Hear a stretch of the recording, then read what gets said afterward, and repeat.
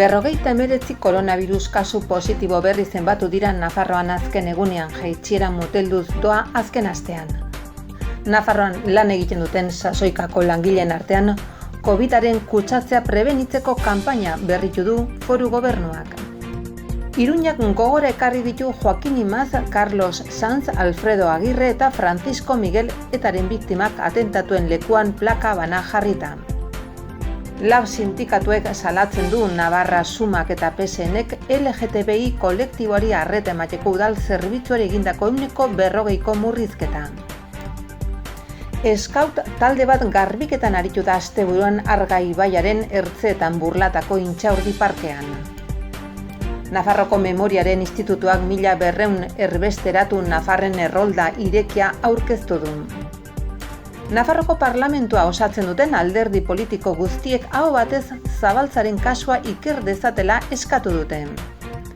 Hezkuntzak 8.000 ekipo informatiko berriren banaketa hasi du lehen hezkuntzan.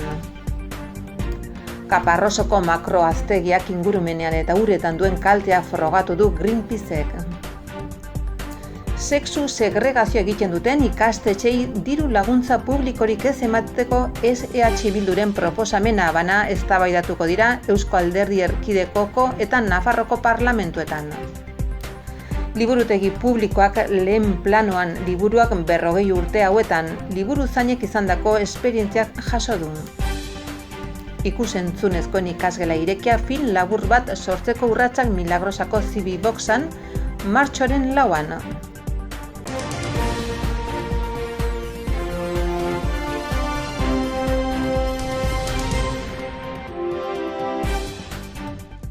Nafarroko gobernuak emandako datuen arabera, astelehenean 1754 PCR antigeno testak egin ondoren 3,4 eman dute positiboa. Ondorioz, 49 koronavirus kasu berri azaleratu dira Nafarroan. Aintzineko eguneko datuei erreparatuta badirudi COVID-aren eragina Nafarroan bere horretan mantentzen ari dela. Ez igoera ez jaitsiera nabarmenik gabe. Martxo hasiera honetan 41.400 helduei deituko zaie txertatzerako. 80 urtetik gorakoak izanen dira lehenbizikoak. Gaur zehazki 80 urtetik gorakoak txertatzen ari dira Azpilagaina eta Arrotxapeako polikioldegietan. Bihar martxoak 3 Tutera eta Lizarraldeko osasun eremukoen txanda izanen da. Berzetik aipatu ere Nafarroko 171 ikasle konfinamenduan sartu direla pasaden asteburuan, hoiekin jada 855 dira bakartuta dauden ikasleak guztien artean 1,38.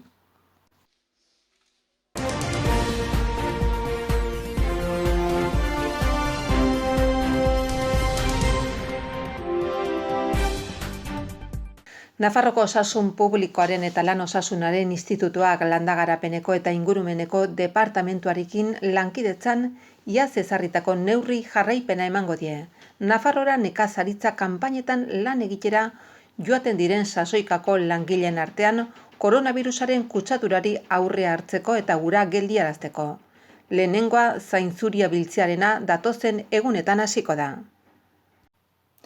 Abuztuaren 11ko ebazpenari jarraiki adostutako neurri hoien artean nabarmentzekoak dira PCR frogak egitea, kontratugilaren derrigortasuna erantzukizunpeko adierazpen bat aurkeztekoa, kontratatutako personen lan eta osasun baldintzak hala nola hoien estaldura bermatzeko frogaren emaitza positiboa izaten denean, eta sasoikako langileak kontratatzera doazen nekazaritzako ustiategietan gomendio zehatzak ezartzea. Gainera, esfortzu bat eginda persona eta entitate enplegu emaileak kontzientziatzeko sasoiko langilei eta beren familiei baldintza duinetako etxe bizitzaren bermearen prebentzioak duen garrantziaren gainean. Era berean nekazaritza ustiapenetako persona arduradunek bere langileak oinarrizko neurrien gainean informatzearen garrantzia azpimarratzen da. Esaterako, lanpostura ez bertaratzea koronavirusarekin bat datozen sintomekin, hau da sukarra, eztula, arnasketa zailtasunak, dastamen edo entzumen galera eta bar. Eskuen garbiketa eta higiena sustatzea, personen arteko segurtasun distantzi fisikoa bermatzea eta tarte hau mantendu ezin denean musukoa erabiltzea.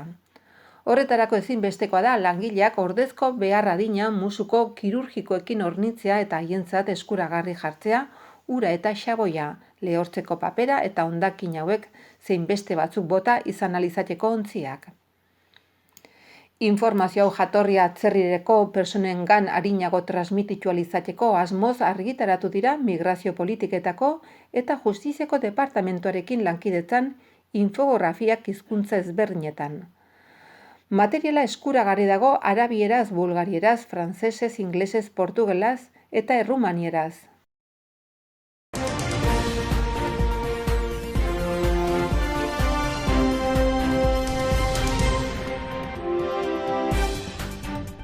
Eta atentatu hilgarriak egin zituen 3 lekutan atzo goizean jarritako 4 plakek gogora dakartzate Joaquin Imaz Martínez, Carlos Sanz Biurrun, Alfredo Agirre Velascoain eta Francisco Miguel Sánchez biktimak.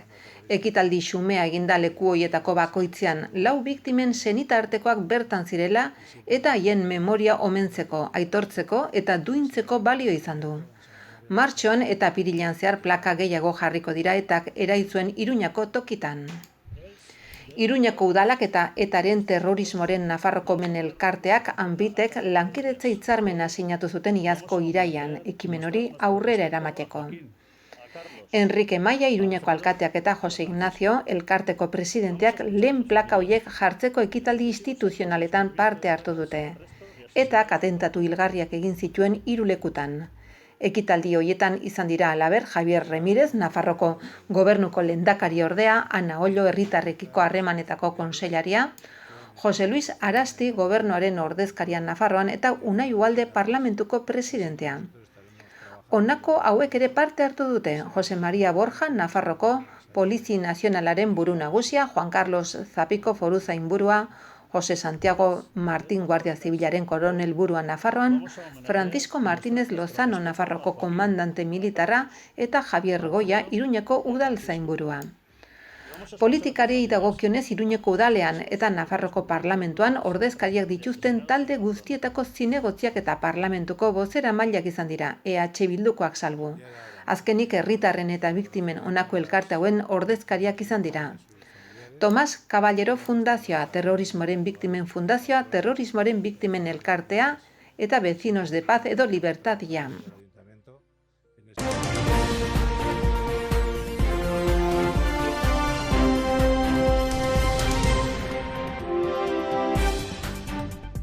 Iruñeko udalak duela gutxi lizitaziora atera du LGTBI kolektiboari arreta emateko udal zerbitzua. Navarra Sumak eta PSNek gobernuko kidek iragarri dutenaren aurka, baldintza agiriak 40% murrizketa aurrikusten du langilei dagokionez, eta 22% murrizketa ekonomikoa du. Labek gogor salatzen du murrizketa hori. UPNren garairik ilunenak etortzen zaizkigu burura, baina oraingoan Iruñeko PSNren sostengu eta laguntza paregabearekin adierazi du Lab sindikatuak prentsa oharrean. Sindikatuaren iritziz ezin dira atzera pausoak onartu hiriko LGTBI kolektiboari arreta emateko aurrera pausetan. Izan ere, agiri horrek zuzenean erasotzen dio kolektiboari batetik aurkezten duen murrizketa ekonomikoagatik eta langile murrizketagatik, eta bestetik, eskatutako eduki teknikoengatik erabat utsaltzen baitute 2017an sortutako zerbitzua. Horregatik guztiagatik Iruñeko udalari eskatzen dio Lab sindikatuak baldintza agiri hori bertan bera uz dezala, LGTBI kolektiboak jakinarazi dizkion beharrak jaso ditzala eta lizitazio duina egin dezala. Navarra Suma alkatetzara itzuli zenetik Iruñeko kolektiboen herri elkarteen, euskaldunen eta abarren aurkako erasoak etengabeak direla iritzi dio Lab sindikatua. Hori dela eta herritarrak animatzen ditu azken eraso hau gaitzestera eta Navarra Sumak eta PSNek Iruñeko udalean daramaten diskriminazio eta autoritate politiken aurka antolatzera.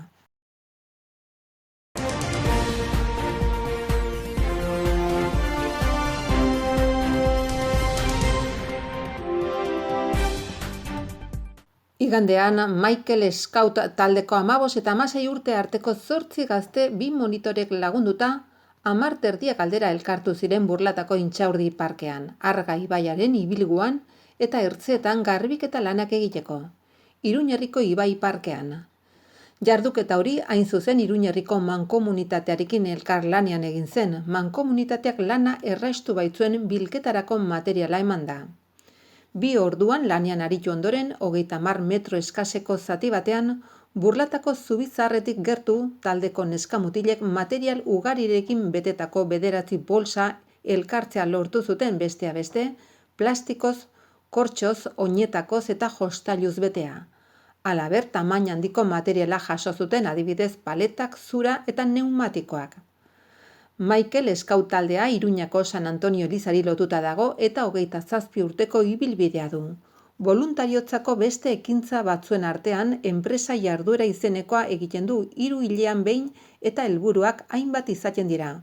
Oraingo honetan Scout taldearen lanaren onuradunak Iruñerriko ibai parkea eta Arga ibaiaren Burlatako ingurunea izan ziren.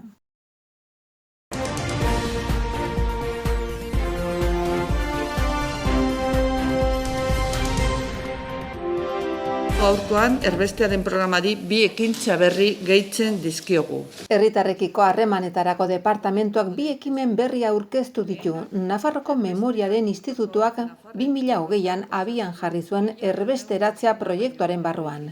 Ekimen horiek informazioa datuak eta zorroztasun historikoa ematen jarraituko dute Nafarroko erbestearen ezagutzari eta haren ondorio personal eta familiarrei. Alde batetik 1936ko kolpe militarraren ondorioz erbesteratutako Nafarren erroldaren lehen bertsioa argitaratu da. Zerrenda, Josu Txueka Euskal Herriko Unibertsitateko Historia Garaikideko irakasleak egin du eta eskuragarri dago bakearen, bizikidetzaren eta giza eskubideen zuzendaritzan nagusiaren webgunean. Erroldak gaur egun 1200 izen baino gehiago ditu eta nabarmendu den bezala, erbestearen alderdi kuantitatiboetan zein kualitatiboetan sakontzeko aukera ematen du. Horrela, memoria historiko eta demokratikoaren mugimenduaren barruan baztertutako arazo hori ezagutzeko. Institutua gainera txosten berri bat argitaratu du, 36. urtearen ondoren Mugaldean egin zen kontrolera hurbiltzeko, iturri dokumental militarrak aztertu eta aztertuta. Guzmaro Gómez Bravo Gunde Madrilgo Unibertsitate Konplutenseko irakasle titularrak eta Gerra Zibilaren eta Frankismoaren ikerketa taldeko zuzendariak egindako txostenak Nafarroko mugan sortzen joan ziren sareak eta ibilbidea jasotzen ditu bereziki Gerra ostearen eta Bigarren Mundu Gerraren amaieraren arteko urteetan. 50ko hamarkadaren hasieran behin betiko egonkortu zen arte. 2018an Abilako Artxibo Militar Nagusian desklasifikatu ziren iturri militarrak aurkitu eta hoien inventario egin dute eta mugaz gaindiko informazio unitateak eta barne informazioko bolitenak aztertu dituzte. 2 ekimenen aurkezpenean Ana Ollo Herritarrekiko harremanetarako kontseilariak gogorarazi du erbesteratze proiektuak aurkeztu zenetik Nafarroko Memoriaren Institutua martxan jartzen ari den ekintza guztiak biltzen dituela. 1936ko kolpe militarraren, gerraren eta diktadura frankistaren garaipenaren ondorio larri, sakon eta iraunkorrenetako bat izan zen eta oraindik da erbestea. Erbesteratze proiektu asmo handiko errealitate bada, esan du. Horren adibide onak dira nazien eremuetara erbesteratutako Nafarren errolda, irudiak memoriarekin ikusentzunezko topaketak, Urizpi, Aizpei eta Brameko konzentrazio esparuari buruzko erakusketak, Gerardo Lizarragaren lana edo Jose Alfaroren erbestea, Benzidos antzeslana edo Makien desobiratzeak Castillo Nuevo eta Goldarazen. Eta gaur amaitzeko Josu Txueka eta Gunde Gómez Bravoren eskutik 2 ekimen berri gehitu dizkiegu erbesteratze proiektu honi.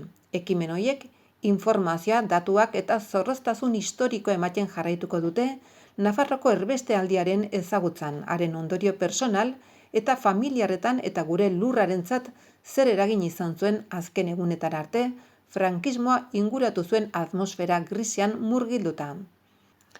Gastonek gogorarazi duenez, Jose Txuekak egindako txostena eta Gunde Gómez Bravo irakasleak idatzitakoa Memoriaren Nafarroko Institutuaren dokumentazio zentroan daude konsulta publikorako, aldez aurretik hitzordua eskatuz egungo egoerak irauten duen bitartean. Azken kasu horretan, Abilako Artxibo Orokor Militarretik ateratako datu base batekin batera dator. Josu Txueka eta Gunde Gomez Braboden eskutik. Lehenak, erbesteratutako Nafarren errolda osatu du 1.200 persona baino gehiagorekin. Errolda Memoriaren Institutoaren webgunean dago jada eta erbestearen alde kuantitatiboa zein kualitatiboaren ikerketan aurrera egiten du prozesu gehiago ezagutzeko. Txostena irekia da eta hemendik dei egin diegu Nafarrei hau azaltzeko Memoriaren Institutoaren bidez. Gunde Gomez Brabok ordea txosten berri batean egilea da. Txosten horrek dokumento iturri militarrak aztertu ditu 36. urtearen ondoren mugaldean egin zen kontrolera hurbiltzeko.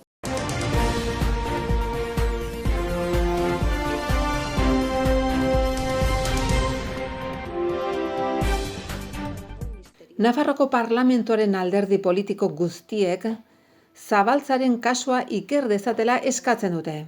Parlamentuko mahaiak adierazpen instituzionala onartu du Gomez Nieto eta Peroteren audioren edukia sakon iker dezatela eskatzeko. Mikel Zabaltza, Nafar gaztearen hilketaren inguruko egia argitzeko. Idatzia izquierda ezkerrak ahal duguk eta EH Bilduka aurkeztu eta aho batez onartu dutena eskatzen du Gomez Nieto eta Peroteren solasaldi lazgarriaren audioa agertu ondoren haren edukia sakon ikertzeko.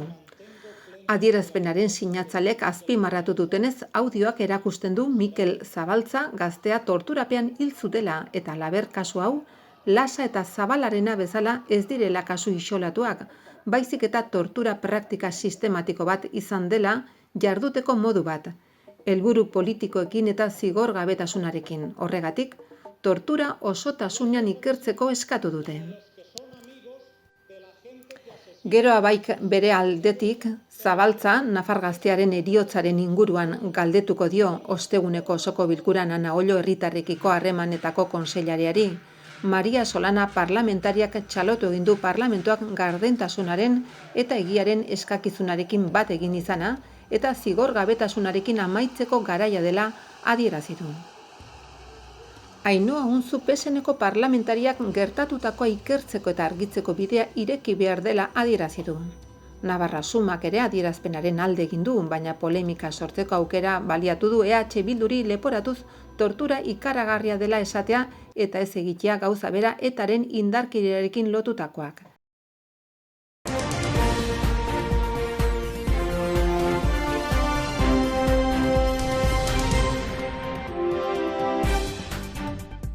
Hezkuntza departamentuak 8.000 ekipo informatiko banatu ditu lehen hezkuntzako 4., 5. eta 6. mailetako ikasleen Nafarren artean. Ekipamentua hornitzeko prozesu berri batean. 2020-2021 ikasturte hasieran 11.000 ekipo banatu zituen departamentuak. Guztira departamentuak 28.000 ekipo jarri ditu ikasleen eskura. Hezkuntzak ekipamentu informatikotan guztira 7.835.639 euro inbertituko ditu banaketa honekin. 5.669.089 euro 2020an eta 2.166.000 euro 2021an. Pedagogia irizpidea kontuan hartuta lehen hezkuntzako 4. mailako ikasleengana zuzendutako ekipo berriak ukimen elementuak izango dira, etorkizunean hoien balizko erabilera erraisteko lehen hezkuntzako beragoko mailetan. Hala badagokio beti ere koronavirusaren egoerak ahalbidetzen badu. Sare publikoko ikaslearen artean eginiko ekipo informatikoen banaketa zifra joan den abenduan 11.000 Chromeko book tableta eta ordenagailu personaletara iritsi zen arrakala digitala ixten jarraitzeko eta ikasle bakoitzeko ordenagailu banako eskuragarritasuna bermatzeko. Aldi berean hezkuntza departamentuak lanean jarraitzen du eskaini ahal izateko esperientzi bimodal osatu bat, irudi kalitate hobea ahalbidetuko duten optikako kamerekin. Hala badagokio streaming erako klasen segimendurako mikrofonoak ala nola biztaratze euskarria barne.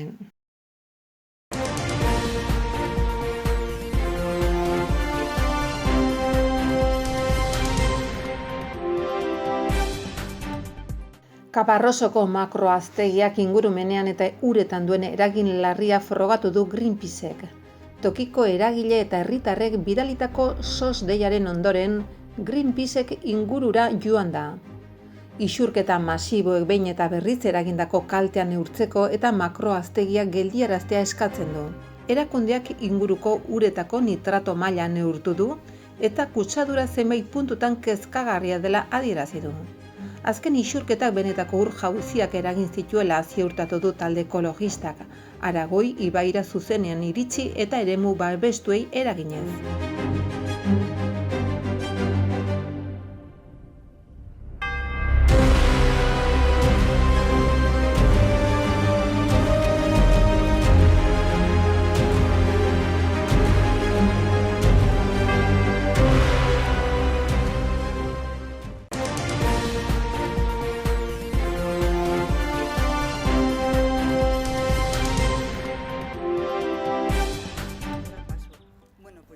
Oraindik ere 10 dira sexu segregazioa egin arren administrazioen diru laguntza jasotzen dituzten Hego Euskal Herriko ikastetxe publikoak. EH Bilduk diru laguntza publiko horiek kentzeko proposamenak eramango ditu Eusko Alderdi Erkidegoko eta Nafarroko parlamentuetara. Espainiako estatuko lege berriak horretarako bidea ematen duela baliatuta. EH Bilduk uste du onartezina hezkuntzaren eredu baztertzailea bultzatzen duten ikastetxeak diru publikoz laguntzea. Bi proposamenak hurrengo ostegunean eztabaidatuko dira Eusko Alderdi Erkidegoko eta Nafarroko parlamentuetan. Eusko Alderdi Erkidegoari dagokionez, 6 dira sexu segregazio egin arren diru publikoa jasotzen duten ikastetxeak guztiak Opus Deiri lotutakoak. Azken garaiotan, pentsaera matxista eta homofoboa adierazten duten hainbat adierazpen egin dituzte eta horregatik uste du, EH Bilduk eredu baztertzailea bultzatzen duten ikastetxeak ezin direla diruz lagundu. Nafarroaren kasuan berriz, 4 dira sexu segregazioa egiten duten diru publikoa jasotzen duten ikastetxeak. Nafarroko EH Bilduk uste du foru erkidegoan ahalegin handia egin dela azken aldean, hezkuntza sistematik eredu baztertzaileak ezabatzeko. Eskolae programa adibidez eta bide hori sakondu beharra dagoela. Horren bestez, sexu segregazio egiten duten ikastetxeak diru laguntza publikoa jasotzeko aukera gabe geratu behar direla uste du.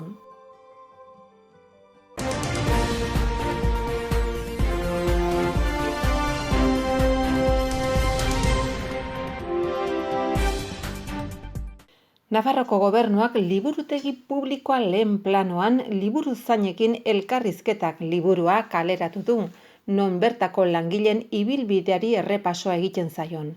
70. hamarkadaren amaieratik edo 80. hamarkadaren hasieratik beraien jubilazioraino.